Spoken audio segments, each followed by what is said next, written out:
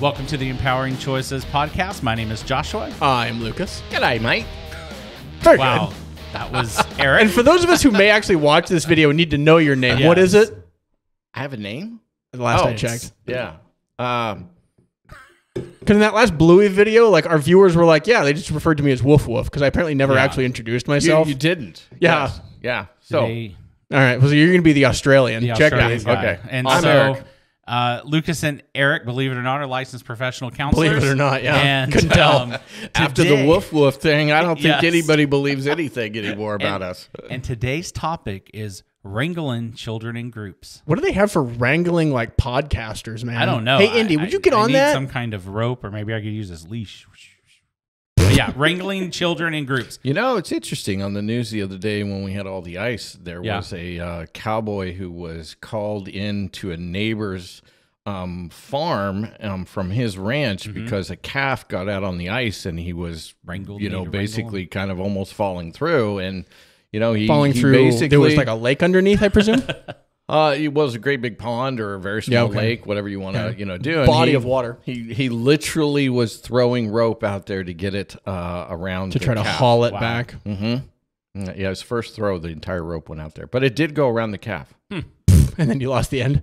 Yeah, and he laughed. Yeah, that happens sometimes. So it's why I carry more than one rope in my truck. That works. Yeah. Well, what I can add to this topic that we haven't even quite started is I was definitely a child who needed to be wrangled in a Did group. your parents have one of those leash backpacks? My parent, well, That's those the didn't exist solution, right, when I Erik? was Is to have a kid. leash backpack. That's how you wrangle your. Metaphorically, kind of. So no. I'll just put it this way: my parents were always the ones who signed up to be the chaperones because they knew that if they weren't there, it was going to be a problem. I see. And that was how I was able to go on the trips. So, When so you'll have the perspective Yeah. of the child who needed Yes. this intervention. Yeah. When Yes. I would take my son to sports when he was in grade school, I would show up, you know, at the sporting practices, not just the games, but at the practices. And I mean, I had one father who came up to me and said, "Why are you here? You know, do you think I can't handle, you know, kids?" And I said, Because he was "No, like no, being no, the no." coach. Yeah, he was their coach. I'm like, no, it has nothing to do with you. I'm not here to save him from you. I'm here to save you from him.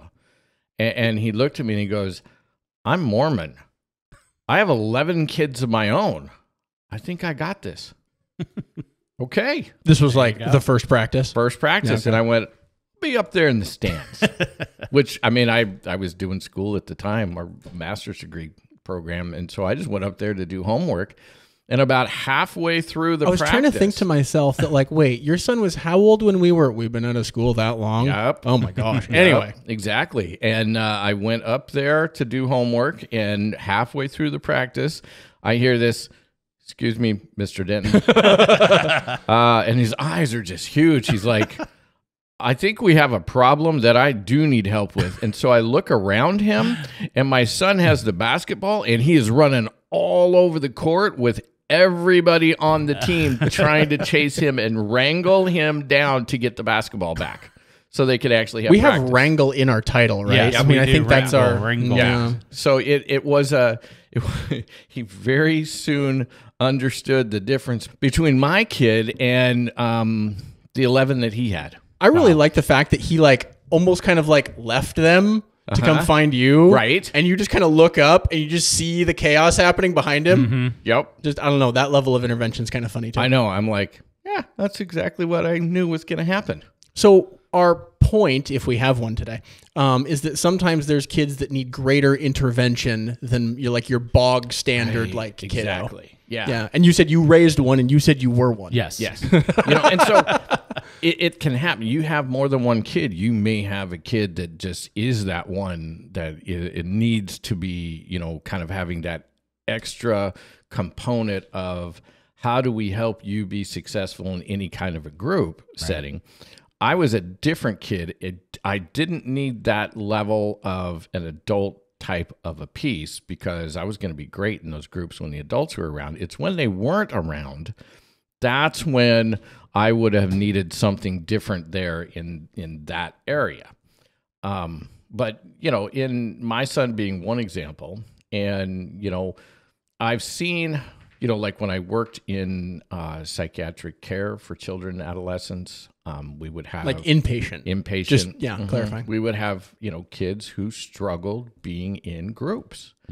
And I think this was the original story that led to this topic. Yeah, this is kind of where that went. And what helped is to have a plan so that when you know you're entering a situation where, you know, this individual is going to struggle, a lot of times the natural tendency is to just exclude that child. Sure. Well, that's like one solution to like, oh, we're not going to have a problem because we're not going to let you be here.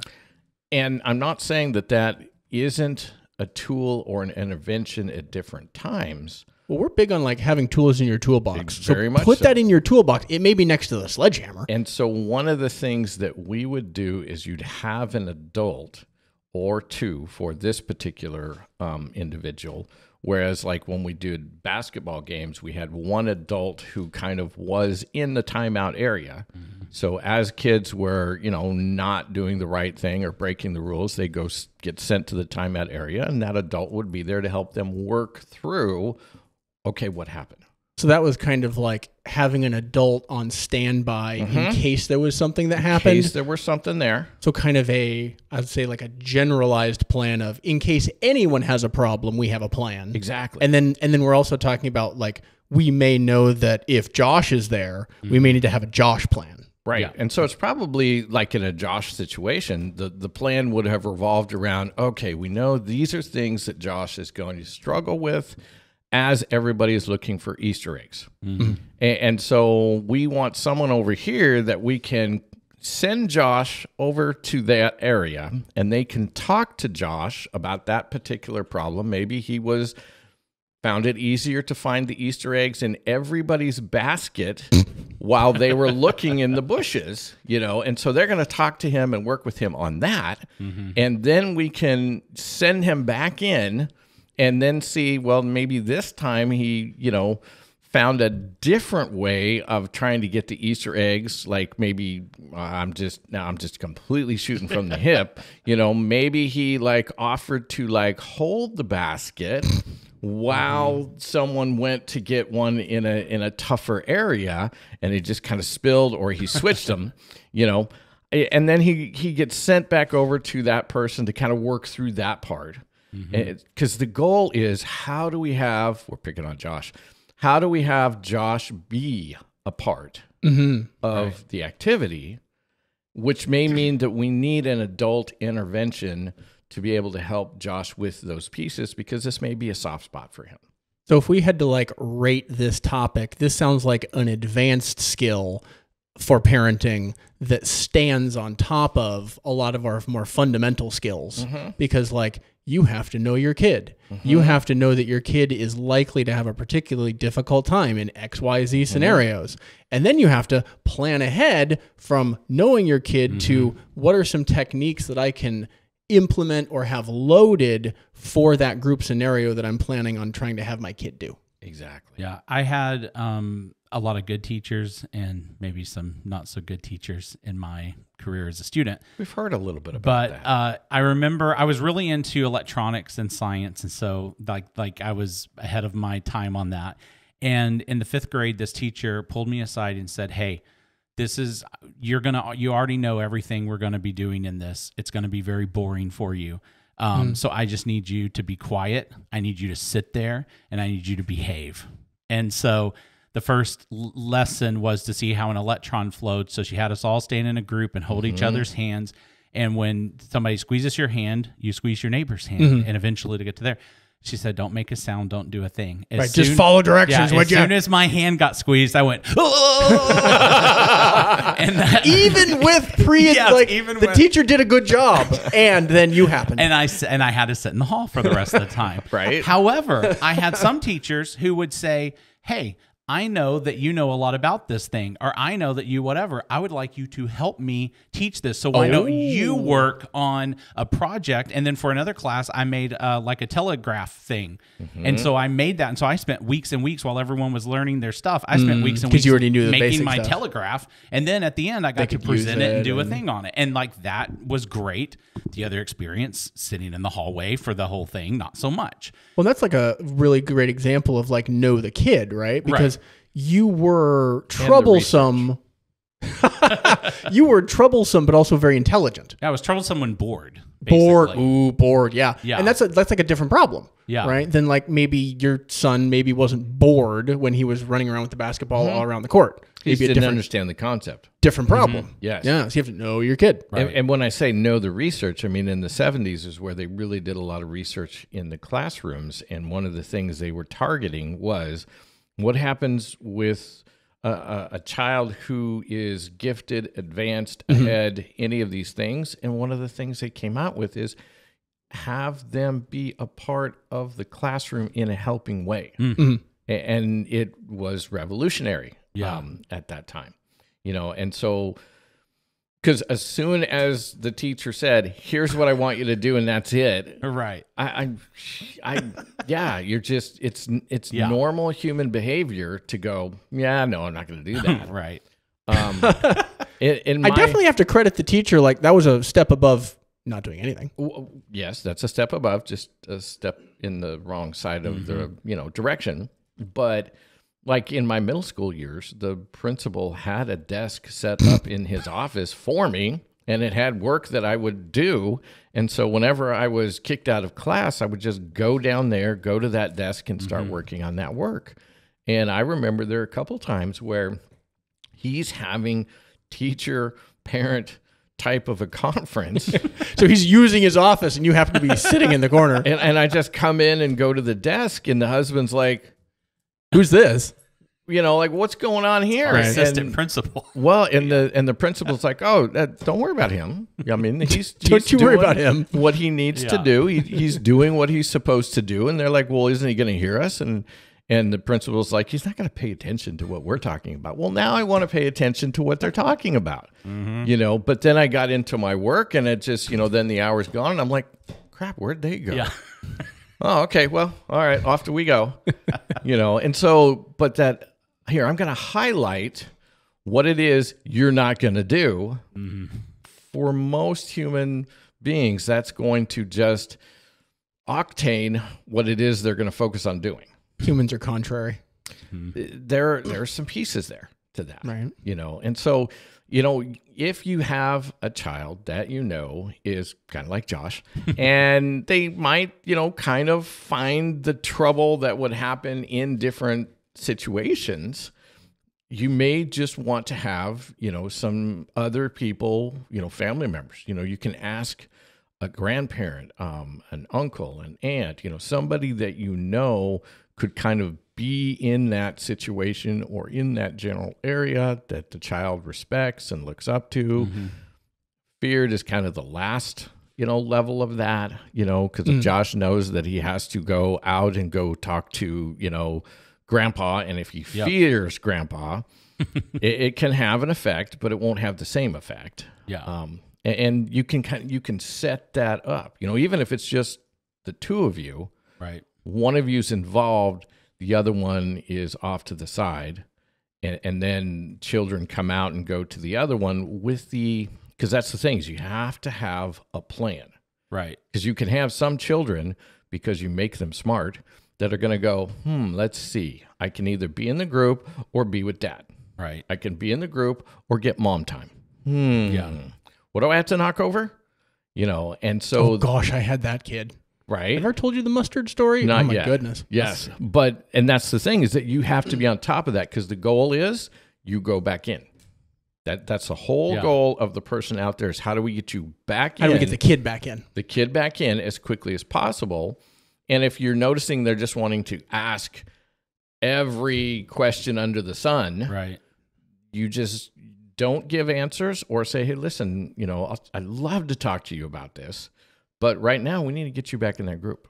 Yeah. We need to get you back with everybody else. Well, why? Because that's what we're doing right now. But why? Okay, I'm going to look at my phone now.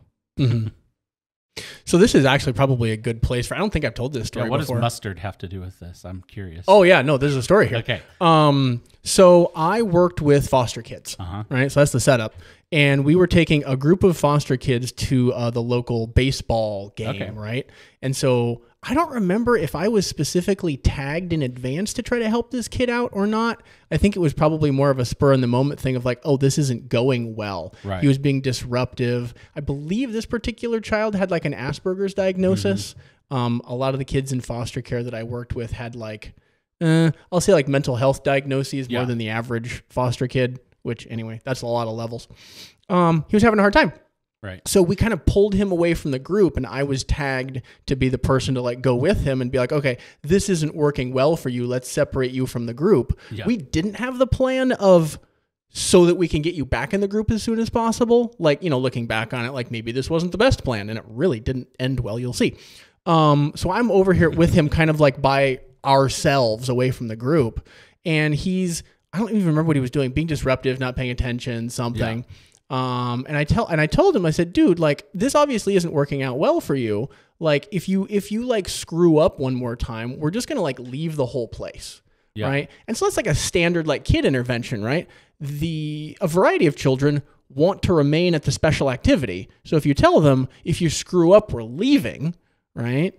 Well, I don't remember even exactly what it was. I think he had like a hot dog from the baseball game, and he very intentionally just like got me in the head. Right? And so I just had mustard down the front of my face from this kid.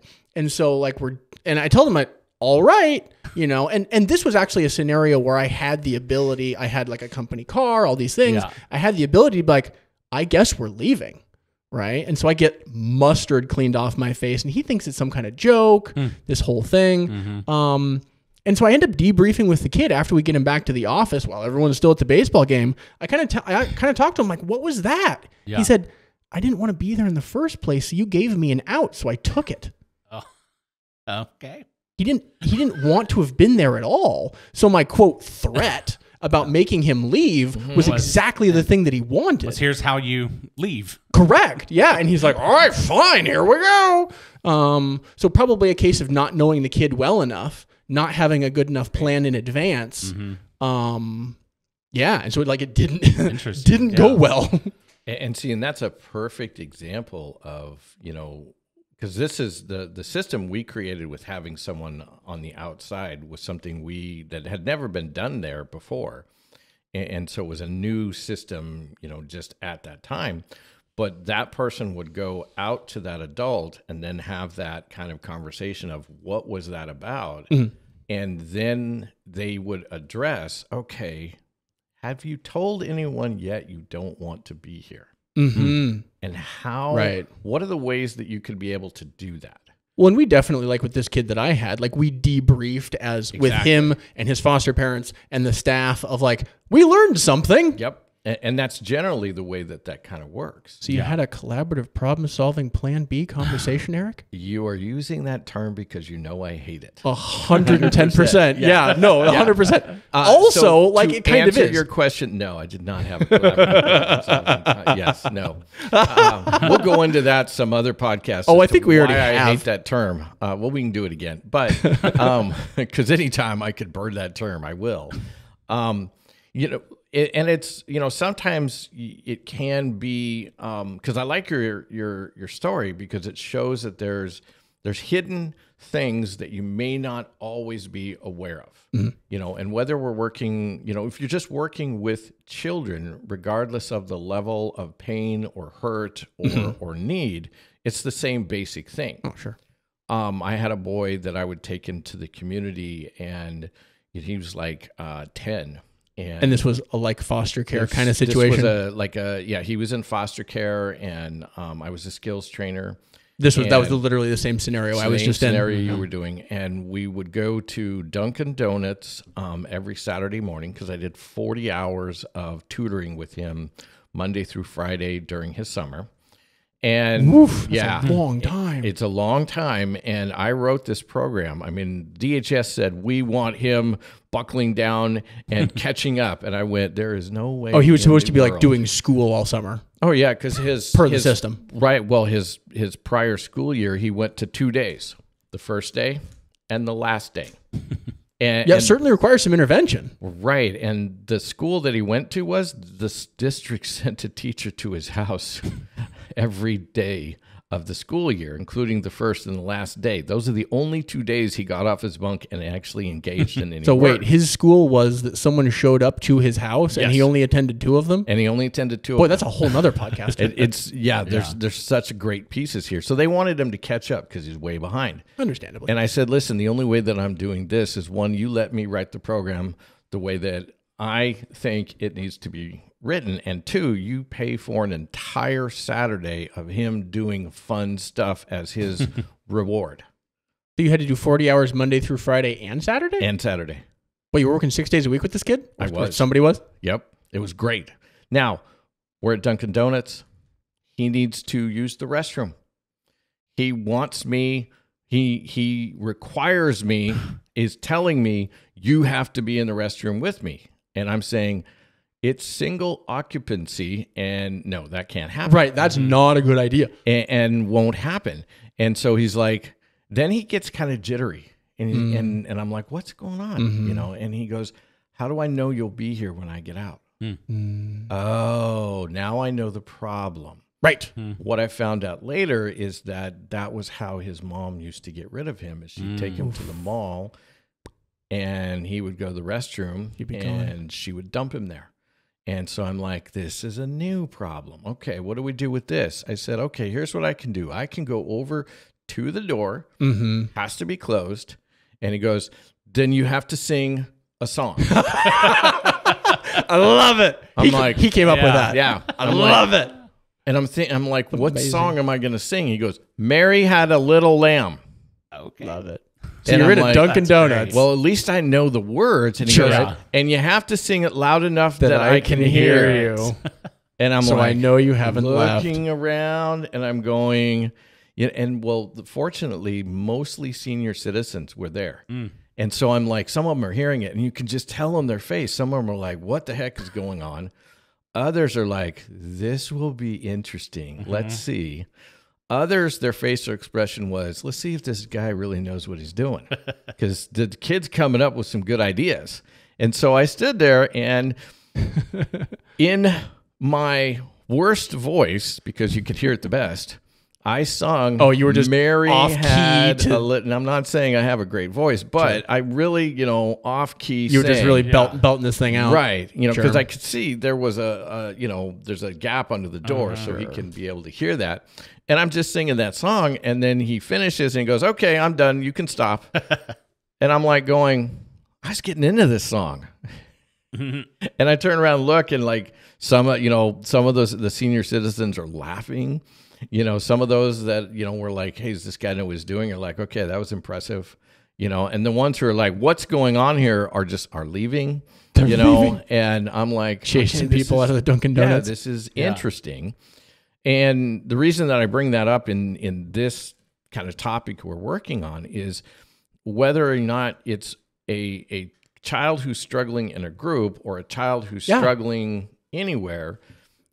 If you can think about a plan, that's what's going to help. Now, this kid, for part of his reward, he would get to go to the arcade on Saturdays. And we made it every other Saturday because the arcade's in the mall and it would cost money. And DHS was fine, but just not too much. And then we would go to the library on the other Saturdays. Okay, so we're going to the mall to go to the arcade on a Saturday to play video games. And we're starting this at a time that there's not a lot of kids. But then when we got around through the summer, because it worked great, he wanted to keep the Saturdays, through the school year. And DHS said, if you keep going to school, we don't have any problem with that if you'll engage with the teacher. So then now we're doing this every Saturday, just the Saturday part. And we get into Christmas time. Now you've just intensified the crowds. Sure. I was going to say Christmas break. Yeah. And so I'm taking him, because we would be there, then we would go to, and we'd always done this, we'd go to the food court. And so I would get in line. At that time, I really was, big on McDonald's. So I'm always getting into the McDonald's line. He's always getting into the McDonald's line. Here we are at Christmas time, and he's like, why do we always get in the McDonald's line? I'm like, I like Big Macs. And he goes, yes, you do. I'd like to have that. And I'm like, oh, that's interesting. I don't like that. And he goes, well, do I have to do it with you? No. No, you don't. And he goes, well, how do I know where you're going to be? You have to sing Mary Had a Little Lamb in the food court. Right. I was thinking, oh my gosh, there's way more senior citizens here now than there was at Dunkin' Donuts. And so I looked, and I just turned around and I looked, and there's this open table. I'm like, I'll be there. And he goes, how do you know you're going to get there? Because I'm going to go there right now. and so I went over there, and he goes, okay. And he went to the line, and then he came back and he goes, I don't have any money. Good problem-solving skills. Okay. Yeah. And so I gave him some money, and then he went back. Now he's fishing his way through massive Christmas crowds. Sure. And From the table to the line. From the table to the line. And he gets in line, and I see him over there, and he's looking over, every now and then. Right, making sure you're still there. Right. And then I think he wanted some form of Chinese food, something of this nature. And so he brings his tray over, and he sits down, and he goes, ah, crap, I forgot silverware. I'll be right back. And he disappeared in the crowd. And then he came back. And then I got to go get my food. And when I came back, he was there, And so a part of the reason why I use this story is using intentionality. You can help your kids get through these tougher moments that you see they struggle with, but it may involve having a more intentional plan than a reactive type of a situation. So the thing I'm hearing, if we had to sum things up, is like advanced child wrangling techniques. Have a plan. That's, yeah. Have a plan. You know your kids. Yeah. And I think it's important that when I used to take like 100 kids at a time to a camp, and some of the parents would come to me ahead of time and say, hey, my kid may need help with blah, blah, blah. And I could secure help for that. There were other parents who I think were more like in denial. And so they would never, whatever. They'd just be like, bye, kid. Exactly. Yep. And so, I always kind of viewed it as those parents who came to me ahead of time and said whatever, I was able to accommodate those children so much better because we knew, hey, these are going to be some weak points. Hey, my kid is struggling with this right now. Hey, this is happening, versus the wild card. And so I think part of it too is just having that plan, but also doing it. Some people to just have a plan and also do it. Yeah, and also Step do it. 2, do the plan. Yeah, exactly. So, hey, if you it puts in there also, you have to have that consistency, and you have to have that knowledge of the child. Right. And you have to know children and human beings in general. Totally. So if you enjoyed this podcast, we have courses and a parenting manual and so much more. It would help us out if you would take a moment and subscribe or hit like on whatever platform you're watching. And then make sure to check out our website at empoweringchoices.community, and we will see you on the next episode.